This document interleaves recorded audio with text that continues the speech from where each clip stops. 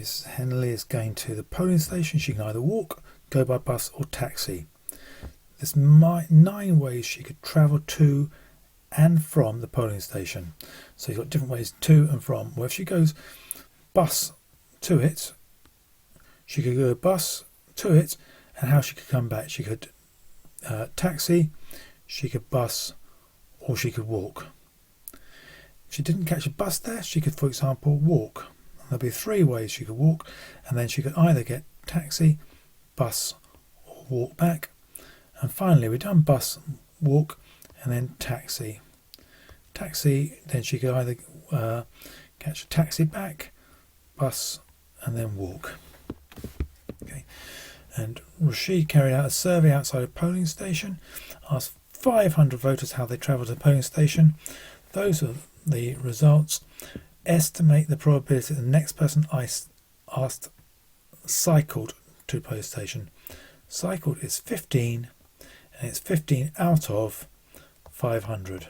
So that's the answer for that.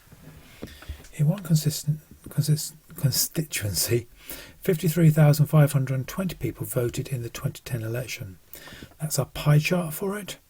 What fraction? Now, be careful here. It says what fraction of it were Liberal Democrats. Well, that's a quarter, isn't it? A quarter. That's a fraction. Don't put down 25%. That's a percentage. You could have put down 90 degrees out of 360 degrees. You could have 90 over 360. How many people voted for the Liberal Democrats? Well, that's 1/4 of whatever it was, 53,520, and that's 13,380. How many people voted Conservative? Well, that's Conservative. I need to find out what that angle is. It's typically just over 180. That was 180, so I need to measure this bit here. Need to use a protractor, and you find out that this bit's 20, so the whole angle is 200 degrees. So the fraction will be 200 out of 360ths, and I've got to work out what that is, of 53,520.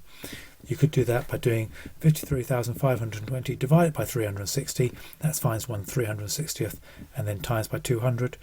The answer is 29,733. But you may have other ways of getting there.